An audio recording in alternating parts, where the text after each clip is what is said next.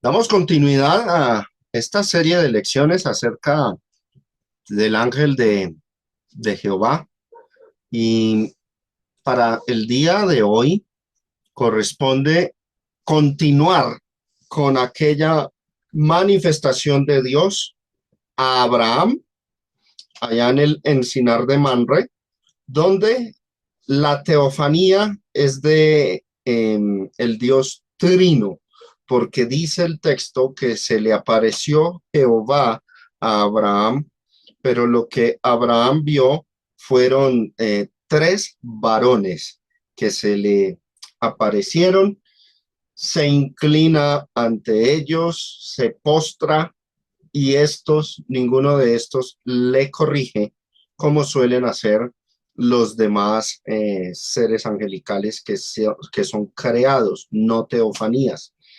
Adicionalmente, ejercen dones o atributos divinos como la omnisciencia, sabiendo lo que había en el pensamiento de Sara.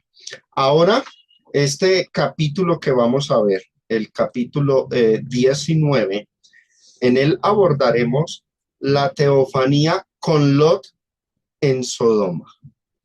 El capítulo 19 de Génesis, que narra la destrucción de Sodoma y Gomorra, también contiene una interacción profunda entre Lot y dos figuras celestiales que, aunque identificadas como ángeles, se les llama ángeles, actúan con autoridad divina.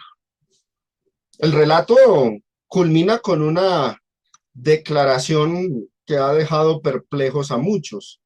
Jehová hizo llover azufre y fuego de parte de Jehová. Se ha interpretado de diferentes formas y pues hoy vamos a abordar ese pasaje. El pasaje sugiere una pluralidad interna dentro de Dios de varios seres divinos y como vemos en el contexto son tres seres que conforman al Dios de la Biblia en esa manifestación divina. Los primeros cristianos de los siglos segundo al cuarto, por ejemplo, Eusebio de Cesarea y otros cristianos primitivos, en sus escritos patrísticos, interpretaron que ahí había una teofanía, una manifestación del Espíritu Santo y de Jesús y del Padre también. Entonces, vamos a ver si esa postura de los primeros cristianos estuvo en lo correcto con base en su interpretación del Antiguo Testamento o si hubo error, aunque como ya hemos visto en este seriado de lecciones, lo más probable es que tuvieron la razón en su manera de entender esta porción de la escritura, Génesis capítulo 18, y hoy abordaremos el capítulo 19. La lección hoy examina la intervención de los dos ángeles en Sodoma, el trato que le dan a Lot, la teofanía implícita que hay en ese acto que ellos llevan a cabo de juicio. Y de ahí vamos a aprender que aunque el texto dice ángeles, que es lo que muchos alegan, el texto dice ángeles en el hebreo es malak, entonces no puede ser Dios, se aferran es al término. Vamos a ver que el comportamiento de ellos, la autoridad con la que hablan, ese lenguaje, revelan que no son mensajeros comunes, sino manifestaciones del Verbo y del Espíritu Santo en forma visible ante el otro. Entonces, en primer lugar, vamos a hablar de los dos ángeles que actúan como Jehová. Génesis capítulo 19, en el versículo 1 dice, llegaron pues los dos ángeles a Sodoma a la caída de la tarde. Lot estaba sentado a la puerta de Sodoma y viéndolos Lot se levantó a recibirlos y observen, miren lo que resaltó, y se inclinó hacia el suelo. Comienza el misterio con estos dos seres. Bueno, el texto los identifica como ángeles, pero el comportamiento posterior, el que vamos a ver ahorita, excede el rol de mensajeros. No solo transmiten órdenes, sino que ejecutan un juicio, salvan vidas, aceptan súplicas, oraciones, tienen misericordia, es lo que vamos a ver. Funciones que en otros textos son exclusivos de Dios. Ahora, lo curioso es, Lot se postra ante ellos y eso es un reconocimiento de autoridad superior. Algunos arguyen que la postración no siempre implica adoración, sino un homenaje, un respeto. Pero ¿qué es lo que ya hemos visto? Los ángeles comunes impedían a los hombres que hicieran ese tipo de gestos ante ellos. Allá en el libro de Apocalipsis vemos que Juan se iba a postrar ante el ángel y el ángel lo detiene. Aquí estos dos no detienen a Lot. Algo muy diferente. Entonces, algunos dicen, la costumbre de la época era así. Para mí es inaceptable que los ángeles cambien de costumbre, que en el Antiguo Testamento aceptaran que se les postraran, pero cambiaron de parecer en el libro de Apocalipsis y allá no permiten que se le postren. Yo no creo que las leyes del cielo rijan de igual modo que en la tierra y que con el pasar de los tiempos las costumbres cambien. Más bien estos seres eran seres divinos manifestados en forma de angelical, o sea, teofanías, y por eso Lot se postra ante ellos y ellos no le recriminan, no le reprenden. El pasaje continúa diciendo, observe, versículo 2, y dijo, Lot, ¿no?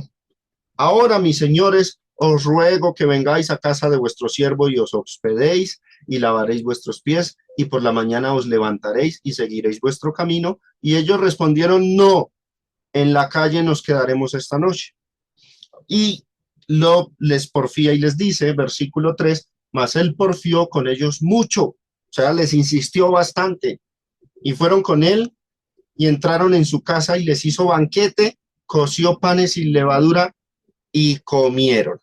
Ya hablamos de estos detalles en nuestra lección anterior. Este pasaje refuerza la continuidad de la manifestación divina que se inició en Génesis capítulo 18 con Abraham. Ahora, Abraham les ofreció hospitalidad, allá comieron con él. Ahora estos dos varones comen con Lot, les hace banquete. El texto afirma que comieron, y eso, como lo explicamos en la lección anterior, no puede ser una simulación, un fingimiento, como algunos lo interpretan, una visión menos, no encaja. Estos seres tuvieron una corporalidad asumida de manera temporal que les permitió participar en actos humanos reales como el comer.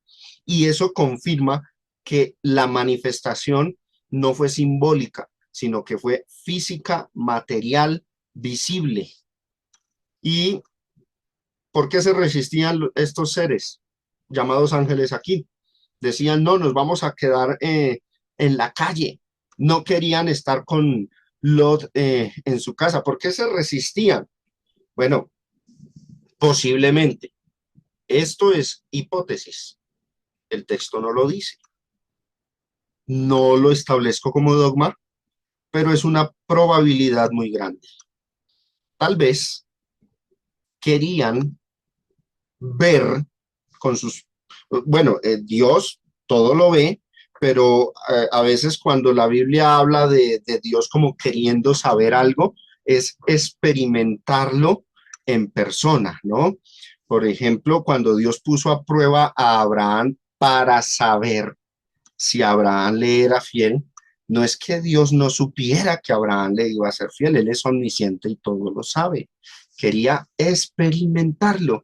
Tal vez ellos querían experimentar y ver directamente, así como manifestándose en forma corpórea, todos los pecados que cometían los de Sodoma y Gomorra, ver la corrupción de la ciudad. Ahora, ante la insistencia de Lot, ellos aceptan la hospitalidad de Dios, pues y al fin y al cabo, si son manifestaciones de la divinidad, ya saben el pecado de ellos, pero tal vez es esa la razón por la que querían quedarse fuera. Entonces, dada la violencia de los de Sodoma y Gomorra, seguramente al verlos a ellos afuera, querían ultrajarlos, violarlos, como lo indica los textos que siguen, pero ya sabemos el poder que tenían ellos, los dejaron ciego a todos estando dentro de la casa de los. Posiblemente los ciudadanos de Sodoma no hubiesen podido hacerles nada si ellos se hubieran quedado por fuera. Pero bueno, eso no es, digamos, el punto que estamos nosotros aquí discutiendo. Saltémonos al versículo 11. Vamos a omitir por la cuestión del enfoque de nuestra lección, que son las teofanías, y no tanto dar una interpretación o hacer un estudio del caso de Lot. Vamos a omitir ese episodio donde la gente de Sodoma, desde el mayor hasta el menor, se conglomera alrededor de la casa de Lot, quieren violar a estos dos varones que llegaron allá. Vamos a saltarnos ese episodio y vamos al versículo 11, Génesis 19, del 11 al 13, dice, y a los hombres que estaban a la puerta de la casa, hirieron con ceguera, poder sobrenatural por parte de estos dos varones o ángeles. Hirieron con ceguera desde el menor hasta el mayor, de manera que se fatigaban buscando la puerta. Ahora, noten, aquí ya no se les llama ángeles, se les llama varones. Y dijeron los varones a Lot, ¿tienes aquí alguno más? Yernos, tus hijos, tus hijas, todo lo que tienes en la ciudad, sácalo de este lugar. Una aclaración aquí. ¿Por qué algunos textos a las teofanías se les describe como ángeles? El ángel de Jehová. Sabemos que es el verbo, Jesucristo, manifestado en forma angelical, pero se le llama el ángel. ¿Por qué otros textos no los llama ángeles, sino varones? Como pasa en Josué, el libro de Josué, aparece un varón con una espada desenvainada y Josué se postra ante él, capítulo 6. ¿Por qué en algunos lugares ángeles y en otros varones? Bueno, es difícil determinarlo, pero podríamos dar algún tipo de atisbo. Cuando Dios descendía del cielo, dejando parte de su gloria, despojándose un poco de ella y manifestándose en forma angelical, o sea, bajando al nivel de un ángel, entonces el texto lo describe como el ángel de Jehová, o en este caso les llama ángeles, así los describe. Pero cuando ya bajaba un poco más y se hacía semejante a los hombres, asumiendo una forma más humana y no tan angelical, pues el texto los llama varones. Creo que esa sería como la mejor explicación del caso. Sigamos, versículo 13, porque vamos, noten la forma en que hablan, vamos a destruir este lugar, por cuanto el clamor contra ellos ha subido de punto delante de Jehová, por tanto Jehová, ahora ellos hablan aquí, Jehová nos ha enviado para destruirlo.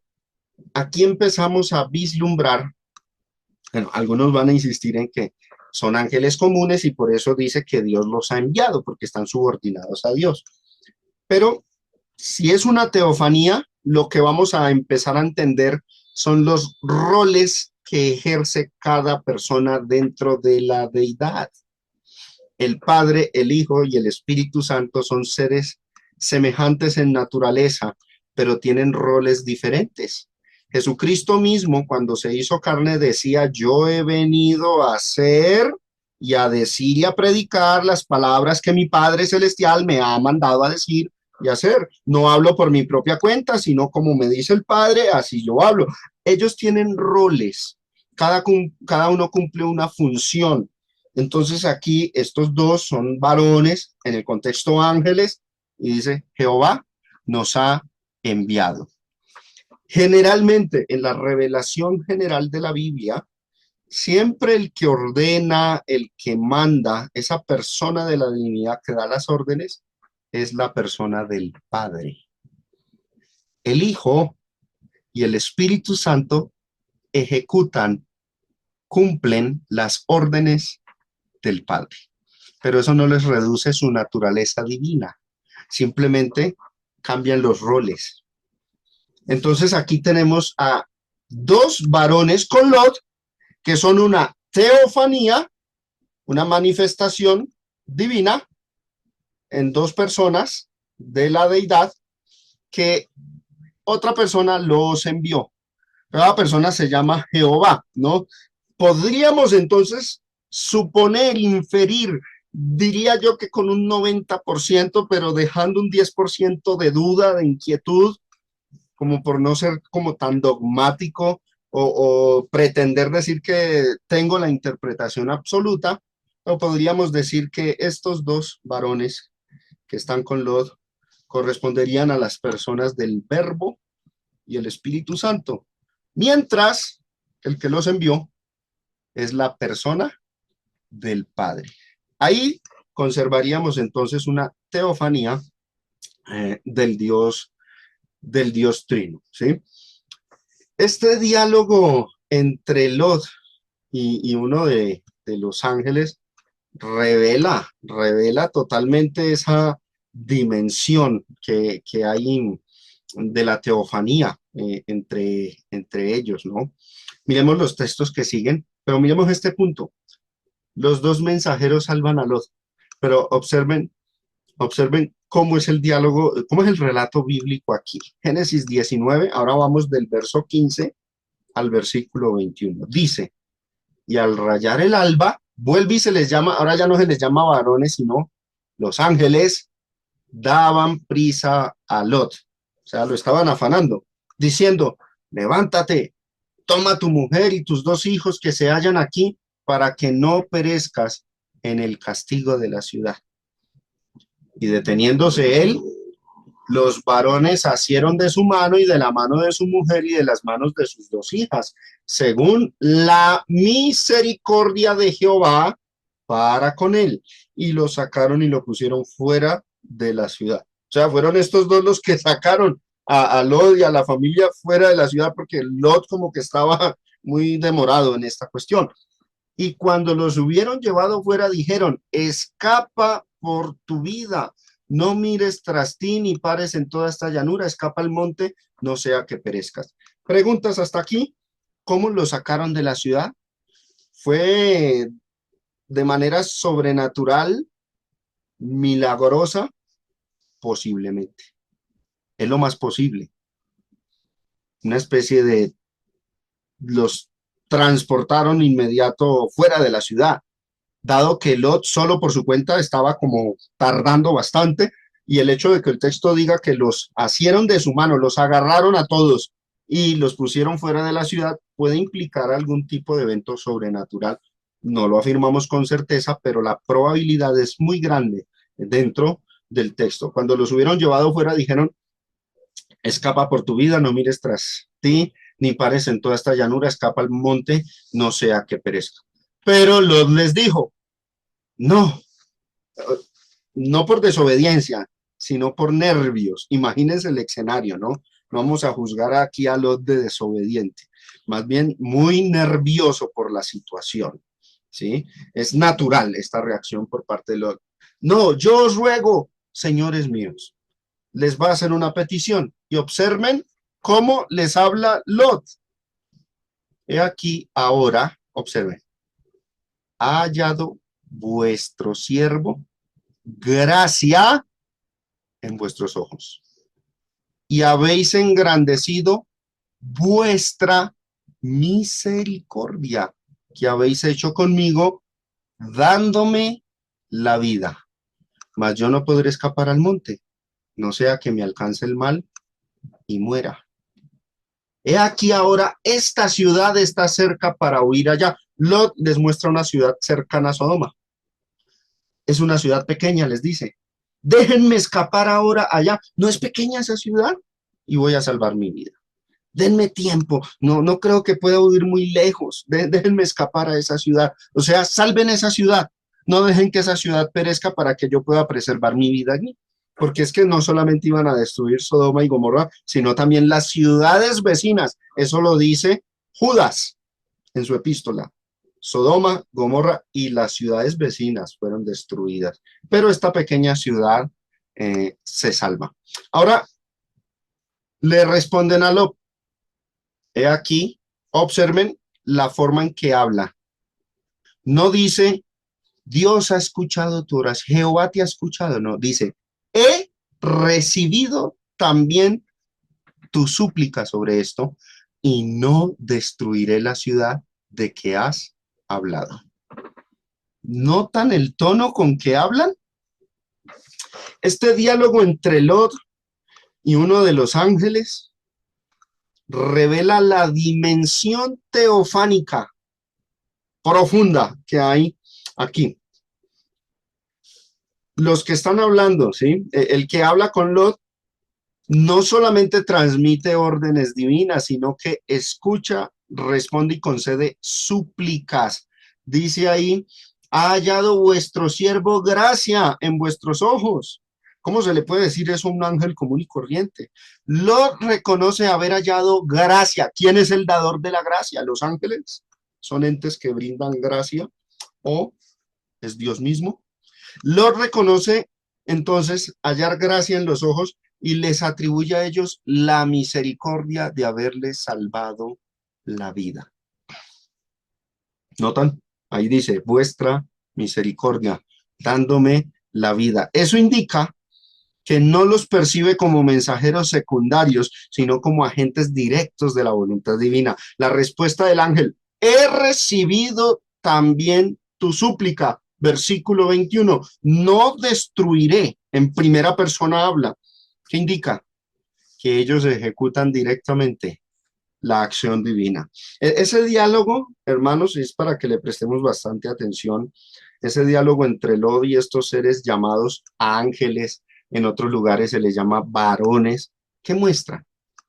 Muestran que tienen autoridad para decidir el destino de las ciudades. Lot les ruega por escapar a una ciudad pequeña y les responde, he recibido tu súplica, no la voy a destruir, tuvo misericordia, le dio la vida, lo halló gracia ante los ojos de ellos. Esa frase muestra potestad divina sobre el juicio que iban a ejecutar, algo que categóricamente es una autoridad que solamente le pertenece a Dios, pero aquí se le atribuye a estos dos varones en un versículo o ángeles en otro versículo.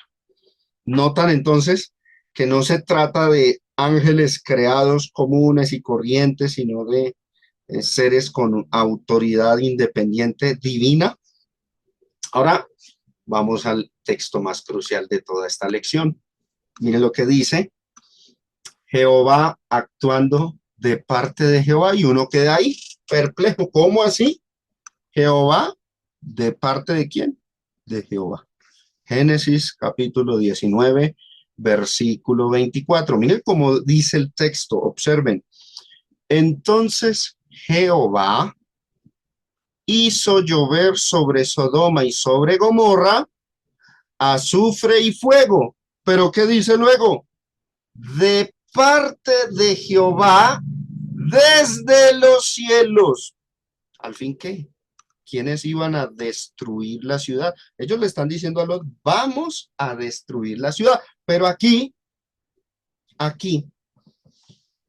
el fuego viene de parte de quién? De Jehová. No es de la tierra, sino de Jehová que está en donde? En los cielos. Pero ¿quiénes hacen llover ese fuego? Jehová. O sea, es un texto muy complejo, ese lenguaje, es el texto crucial de toda esta lección y de hecho es el texto que confirma la teofanía, que los tres seres son una manifestación del Padre, el Verbo y el Espíritu Santo. Y quiero que observen ese primer Jehová. Entonces, Jehová, ¿quién es este? Bueno, dado el contexto, analizando cuidadosamente el contexto, podemos definir que este nombre Jehová en estas líneas se le está aplicando a los dos varones que estaban con Lot. Entonces, ¿quién?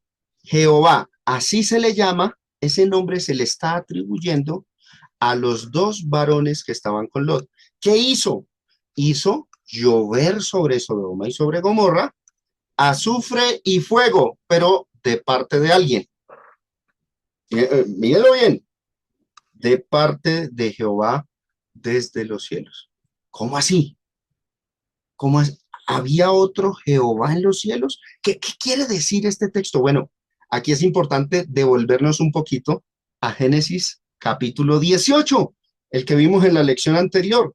Acuérdense, mis hermanos, en el capítulo 18, específicamente versículos 22 y versículo 33, hubo uno que se le llama Jehová y que se había quedado hablando con Abraham y luego se fue. Él no fue a Sodoma. Él se llama Jehová y se quedó hablando con Abraham. Estamos hablando del capítulo 18. Vamos a mirar las líneas, los versículos. Génesis 18, 22 dice, y se apartaron de allí los varones, los dos, y fueron hacia Sodoma. Pero Abraham, ¿con quién se quedó hablando? Estaba aún delante de Jehová. Acuérdese, eran tres varones. Dos se van para Sodoma. Abraham se queda con uno. Y ese con el que se quedó Abraham, ¿cómo se llamaba? Jehová. Ahora, ¿qué hace ese Jehová que se quedó hablando con Abraham? Observen el verso 33. Después de que termina de hablar con Abraham, dice, y Jehová se fue. Luego que acabó de hablar con Abraham, y Abraham volvió a su lugar. Pregunta, ¿para dónde se fue? Bueno, yo creo que Génesis 19, 24, el versículo de arriba nos dice para dónde se fue, para el cielo. Por eso dice, entonces Jehová, o sea, los dos varones que estaban con Lot, hizo llover sobre Sodoma y sobre Gomorra azufre y fuego de parte de Jehová, pero desde los cielos. Es lo que dice el texto. La frase Jehová, de parte de Jehová, ¿sabe a quiénes dejan perplejos? A los unitarios como los testigos de Jehová que niegan la divinidad de Cristo y la personalidad del Espíritu Santo. Aquí tenemos tres seres que son Jehová, se les llama Jehová. Y a los unicitarios como los pentecostales unidos, que dicen que hay una sola persona. Bueno, aquí tenemos tres. ¿Notan? Entonces, son textos que directamente derrumban la teología unitaria y unicitaria y refuerzan la doctrina trinitaria, que es bíblica, es la que la Biblia expone y sustenta desde el principio hasta el final de sus páginas. La frase Jehová de parte de Jehová sugiere entonces una distinción interna dentro de la esencia de Dios, donde una manifestación de Jehová en la tierra ejecuta un juicio desde Jehová en los cielos. Eso no implica dos o tres dioses, como lo quieren hacer ver algunos que se oponen a la doctrina de la Trinidad, sino que muestra una pluralidad relacional dentro de la divinidad, un solo ser que se manifiesta en tres personas. Hay solamente un Dios, no tres, no dos. Su nombre, Jehová, bueno, originalmente, hermanos, para que vayamos también corrigiendo eso, Yahvé. Sí, porque Jehová es una especie, es un nombre surgido siglos posteriores después de Cristo. No tengo ningún problema con usarlo, si no, no lo usaría en esta lección. Pero si queremos ser más precisos, el nombre es Yahvé. Ahora, solamente hay un Dios, su nombre es Yahvé, pero se manifiesta en tres personas. Por eso el Padre es Yahvé o Jehová, el Verbo o el Hijo es Yahvé, es Jehová, y el Espíritu Santo es Yahvé, es Jehová. Dos estaban en la tierra con Lot, pero se les llama aquí Jehová. Entonces Jehová hizo llover sobre Sodoma y sobre Gomorra azufre y fuego. Y el que había hablado con Abraham y luego se fue, estaba en los cielos y por eso dice, de parte de Jehová, desde los cielos. Entonces ahí, este es un texto que empieza a manifestar la enseñanza acerca de la deidad, o como se dice en términos de teología, la Trinidad. Ahora, esta estructura aquí en este texto no se repite en otros pasajes bíblicos.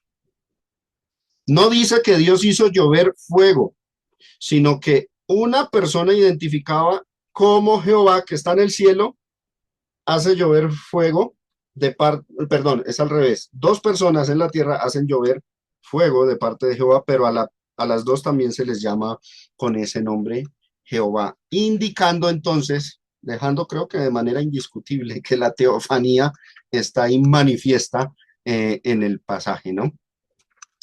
Los que dicen que esto no es una teofanía, que son delegados, embajadores, ángeles embajadores que representan a Dios y que se oponen a la doctrina o a la tesis de las teofanías, que Dios no se pudo manifestar en forma angelical, entre esos muchos hermanos expositores así lo creen, así lo enseñan, y que algunos con un espíritu muy celoso se oponen y empiezan a criticar esta exposición.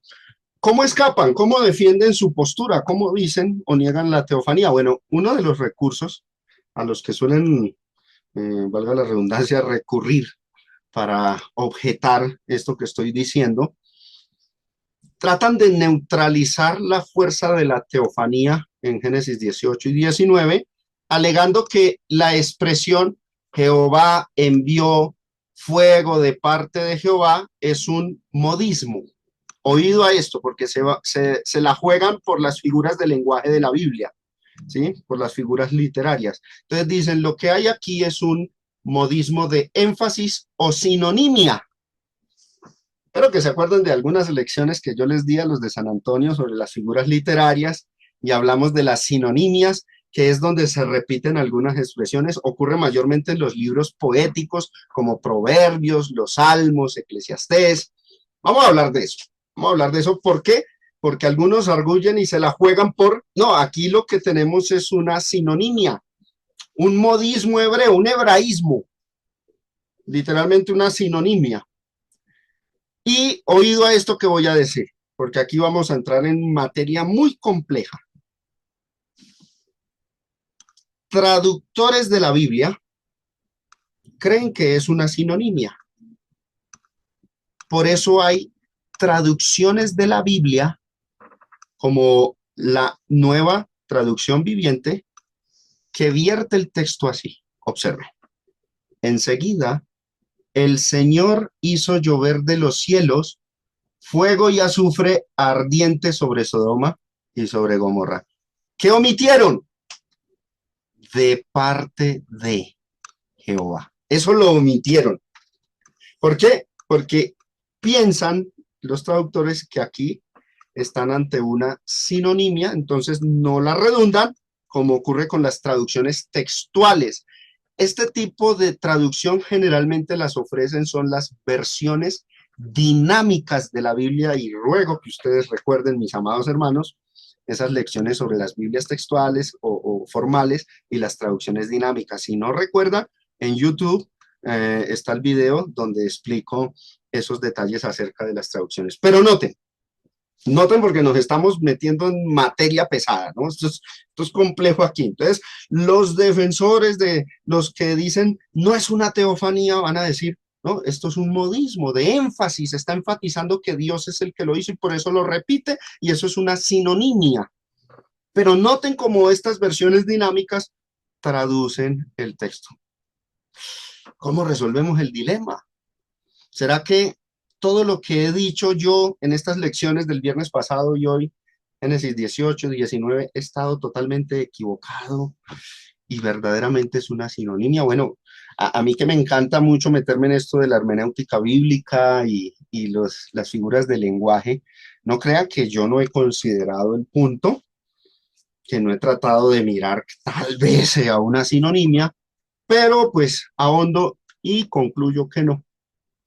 Y respeto la postura de los que dicen, es sinonimia, es un modismo, nada que hacer, no hay varias personas y estos son ángeles comunes y corrientes delegados representando a Dios.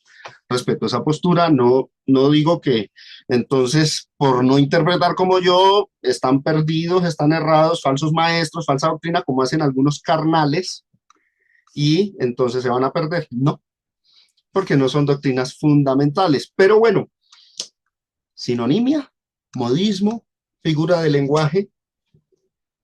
Las Biblias de traducción formal, las más textuales, las más literales, traducen el texto como la Reina Valera nos lo tradujo. Así como está arriba 19:24. Entonces Jehová hizo llover sobre Sodoma y sobre Gomorra azufre y fuego, y hay un de parte de Jehová desde los cielos, y les voy a mostrar otras traducciones de la Biblia. Biblia de Jerusalén dice, entonces Yahvé hizo llover sobre Sodoma y Gomorra azufre y fuego de parte de Yahvé.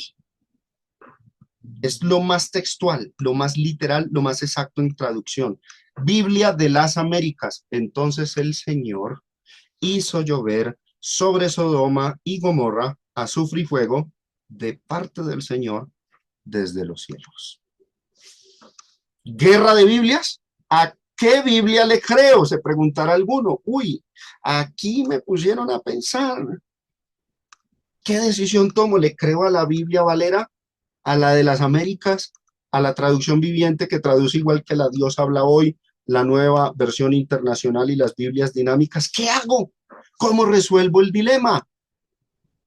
Y entonces los que no están de acuerdo con el tema de las teofanías dicen, no, es un modismo, esa es la interpretación que ofrece. Bueno, vamos a mirar el argumento.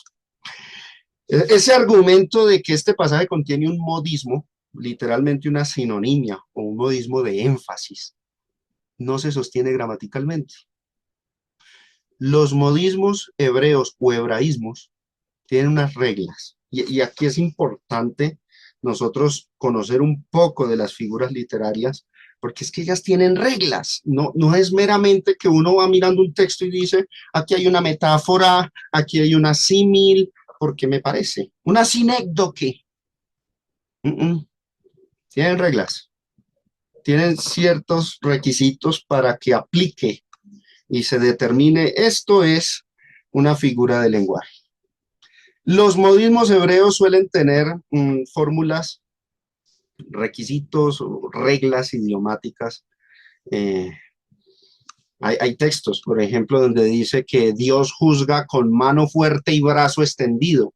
Mano fuerte y brazo extendido. Eso es una sinonimia. Utiliza dos términos muy similares, sinónimos, ¿sí? Brazo fuerte, mano fuerte, brazo extendido. Pero, en primer lugar, la fórmula Jehová desde Jehová no aparece en ningún otro lugar del Antiguo Testamento, ni como modismo, ni como paralelismo poético. Solo ocurre aquí, en Génesis 19:24. Así que es muy difícil, es muy apresurado, muy aventurado, muy arriesgado decir, aquí hay un género literario cuando ese fenómeno gramatical, esa estructura, solo aparece acá en este texto. No aparece en otros lugares como para evidenciar y confirmarlo. Muy aventurado uno decir, aquí hay una figura de lenguaje. Esa singularidad exige que andemos despacio con eso de las figuras literarias y los modismos o los hebraísmos. Y otro punto que creo que es ya con base en la regla. Los modismos de énfasis o sinonimias repiten acciones, repiten verbos, pero no suelen duplicar o repetir los nombres propios. Atentos a esto. Si hay sinonimias, si se repiten términos o se dan términos equivalentes, sinónimos, son en cuanto a acciones o verbos, pero nombres propios, no. Entonces uno puede decir, ahí hay sinonimia con base en eso. Miremos un texto que tiene sinonimia, que contiene ese género literario. Salmo 37, verso 8, dice, deja la ira y desecha el enojo. Bueno, la ira y el enojo son lo mismo. Y luego dice, no te excites, que debiera ser no te sulfures, no te pongas alterado, es otro sinónimo, en manera alguna a hacer lo malo. Noten los tres términos, ira, enojo, excitarse. Verbos, no nombres propios. Otro pasaje, Proverbios 1:26. También yo me reiré en vuestra calamidad y la sinonimia, me burlaré cuando os viniere lo que teméis. No hay nombres propios, son acciones, verbos, no nombres propios.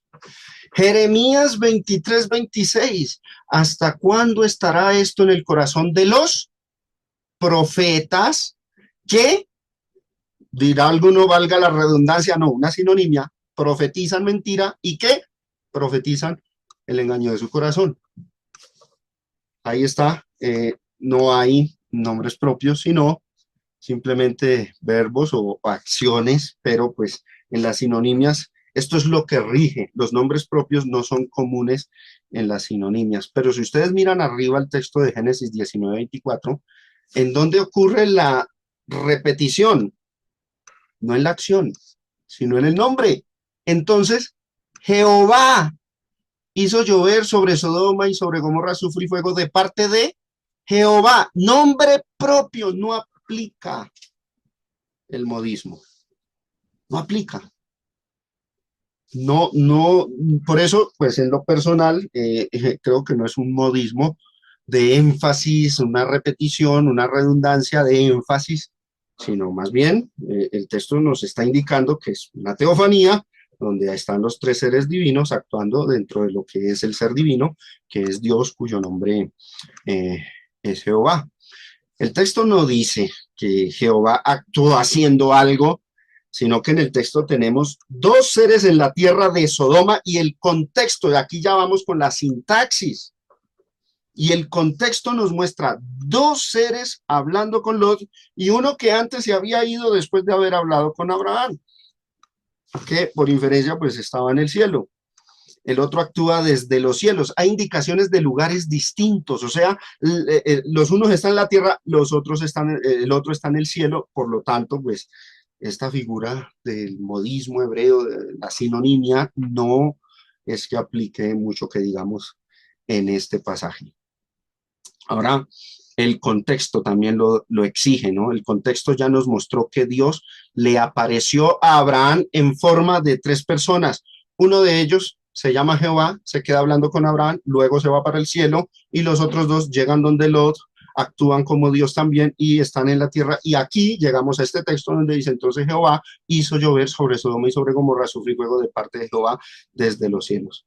Si el propósito del texto del escritor inspirado fuera enfatizar, una sinonimia de énfasis, enfatizar que Dios actuó y ya, una sola persona, bastaría con decir, la sinonimia sería más o menos, Jehová hizo llover fuego para, y diría, para quemarlos, sinonimias, para consumirlos, destruirlos, chamuscarlos, y esas sí serían sinonimias con las acciones, pero es que lo que se están repitiendo son los nombres propios, y uno está en la tierra y el otro está desde los cielos, entonces no aplica la figura literaria, pero pues quería mostrarles cuál es el argumento que usan algunos para negar la teofanía, y de paso, pues ese argumento lo hemos observado minuciosamente y derrumbado, pues, aquí en esta exposición, ¿no?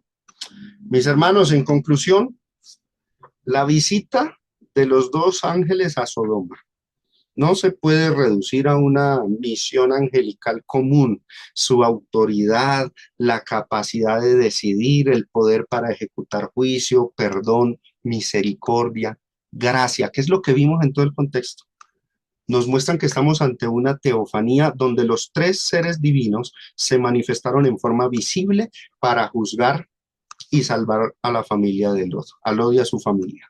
El versículo clave del capítulo 19 es el 24. Jehová hizo llover. sobre Sodoma y sobre Gomorra azufre y fuego de parte de alguien, de Jehová que está en los cielos. Entonces, este tipo de manifestaciones de la pluralidad dentro de la deidad no es la única, eso sí no es la única vez que ocurre aquí, ¿no? La única vez que ocurre aquí en Génesis 19:24 es esa forma gramatical de haberlo expresado, de haberse escrito, pero ya ha ocurrido en otros lugares dentro del Génesis. Retrocedamos al capítulo 11, el episodio de la Torre de Babel, ¿y qué dice? Y dijo Jehová, he aquí el pueblo es uno, y me encanta esta expresión, el pueblo es uno. Esto para ayudarle a entender a los unitarios y unicitarios que a veces dicen, no, los trinitarios están locos porque creen, ¿cómo es posible que tres sean a la vez uno? Bueno, aquí tenemos un pueblo, o sea, muchas personas que son que uno. Es sencillo entenderlo, ¿no? Y todos estos tienen un solo lenguaje y han comenzado la obra y nada les hará desistir ahora de lo que han pensado hacer. Ahora, observen cómo habla Dios en las líneas que siguen. Ahora pues, el plural. Descendamos y confundamos allí su lengua, para que ninguno entienda el habla de su compañero. ¿Quién habla? Dios. Pero ¿cómo habla? En plural. ¿Qué implica eso? Que Dios no es una sola persona, sino tres personas distintas. Son el Dios verdadero. Más adelante vamos a tener una serie de lecciones enfáticas, profundas acerca de la doctrina de la Trinidad. La vamos a ir desarrollando para explicarlo mejor, pero pues aquí tenemos un atisbo de ello. Y observen el verso 8 lo que dice. Así los esparció, ¿quién? Jehová. Jehová habla en plural, descendamos, confundamos, desde allí sobre la faz de toda la tierra y dejaron de edificar la ciudad. Hasta aquí, mis hermanos, esta lección sobre el ángel de Jehová.